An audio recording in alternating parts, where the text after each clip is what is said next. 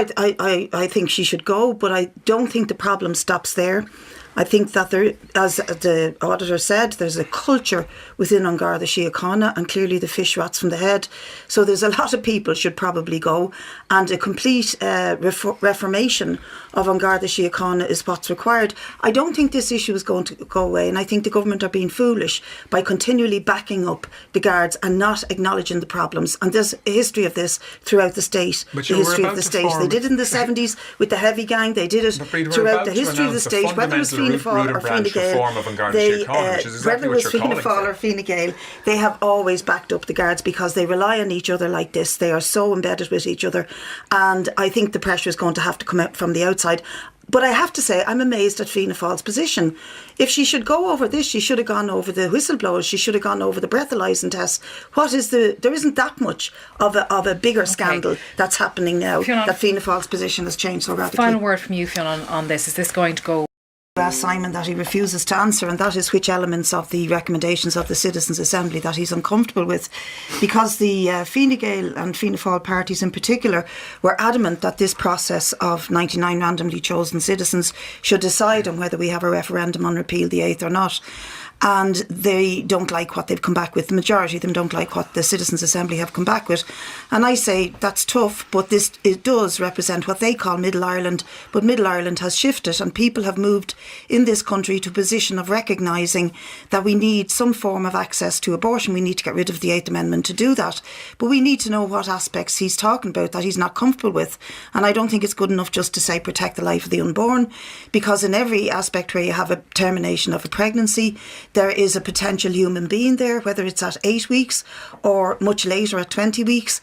But the issue is why women have abortions, why they choose to go down that road. There are a whole plethora of reasons. You can't even imagine the amount of personal reasons why women make that choice, the amount of reasons in their environment, in their economic, social and personal life and their health life. But the issue is about choice for women, rather than seeing everything in terms of the protection of the unborn, because it paints women as if we were these cruel monsters that go around getting rid of potential human beings. Not to take the recommendations of the Citizens' Assembly, take it then to committee stage, which will then recommend what the wording of any referendum that will be put to the people. Yeah, and we're still in that process. I'm a member of that committee. Be on that committee. I am, and I'm looking forward to how it's all going to run, because for me this is an absolute first to be part of one of these special committees.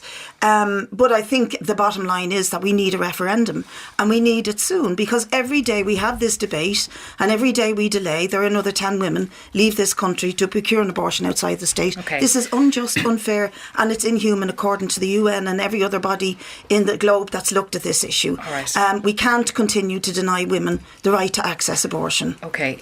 Do you want to have a brief word on that? To be at the regional meetings that they're going to have around the country, where you have an independent chairman just not seeking to get the two of them. I mean, if you're you're up for it and Leo's up for it. I mean, if you're looking for a debate, like if you're chairing that debate, Claire, you're not going to be going. And how much do you agree with him on that? You're not going to be looking for the places where they agree. You're going to be looking for places that they disagree. Yeah, well, I think it's a bit of it's a false kind of a thing to do, put them two of them on television, and that the fact that they both failed in their various roles. Simon has so far failed utterly as the housing minister, and Leo failed to deal with the hospital crisis. He went into it and out of it, leaving it in bits. And at the moment, he's trying to run his campaign on attacking social welfare recipients. And so what he's calling fraud is a tiny, tiny percentage of how this country is fraudulently dealt with by tax evasion. Should I mention Apple again, 13 billion, the tax evasion that goes on a grand scale. So which one of them would you rather? I wouldn't rather either of them. They're both failures, and they're both blue shirts through and through.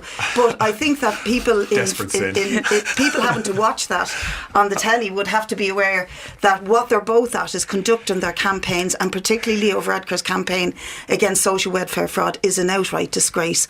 Spending nearly $250,000 of our money going after a tiny percentage of of fraudulent claims. He said this on your show some time ago. I got him to agree that fraudulent in social welfare recipients is tiny. The biggest waste in social welfare are actually errors by the Department of Social Protection themselves. And they have actually admitted that. The Controller and Auditor General has put the figures out there. Okay. So I think he should be really mocked for doing this. David? In case Simon has forgotten, we are not just going to see the basis of it being Claire, there's an important element missing from what Tom is saying and what we've asked him, or you've asked him, or even Simon has said, is how much do developers have to make in profit for it to be worth their while to get out of bed? What are they actually looking for? And is there not an element of greed here that is holding them back from getting out of bed to build the houses? Given that you have the structural fund, that you're not paying the taxes, that you're getting land for a song, what do you need to make? People are paying taxes. I mean, let's have a real conversation here.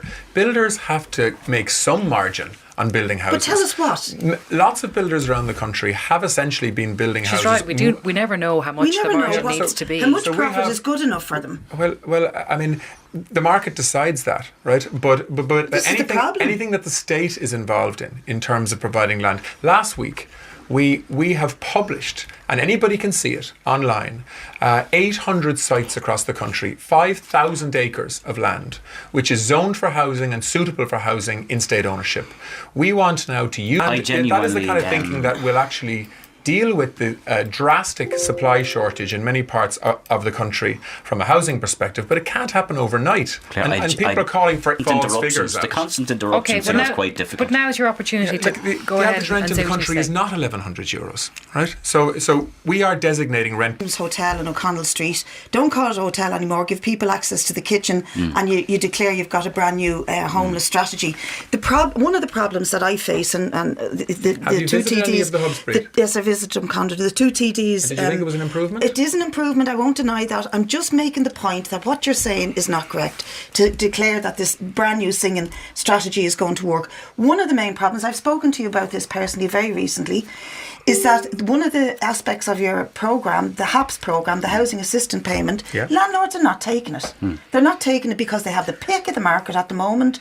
They've gone to the... I was reading Simon Carswell's piece today in the Irish Times, and it's just personal. Let me finish my point. In Dublin, I'm agreeing with you. 4,500 people. They said there are 4,500 HAP tenancies put in place since the start of this year. So I spoke to you about 3 or 4 families in Ballyfermot alone who are going to go into homeless accommodation over the next few weeks because they cannot get into the HAP programme. Your government will give them up to $1,400 a month. Tom was saying earlier, which will go to the private sector if they're willing to accept it, but they won't accept it. Can I bring Tom Parlon back in here, and then I'll come back to you. Tom, go, come on. And that's a difficulty at the moment. What makes it viable? That's the bit we don't know. Your costs versus what you're going to get eventually for your houses. What do you want to get? What percentage do you want to get is my question to you. I'd say a 7.5%. And even... in profits? Yeah, absolutely. And in the past, unfortunately, the industry has been tendering below cost, and that has caused 6 of our top 10 turnover firms to go out of business. It has been zero margin for a long, long time. So it must be viable. And I think that we're going in the right direction. All the evidence I've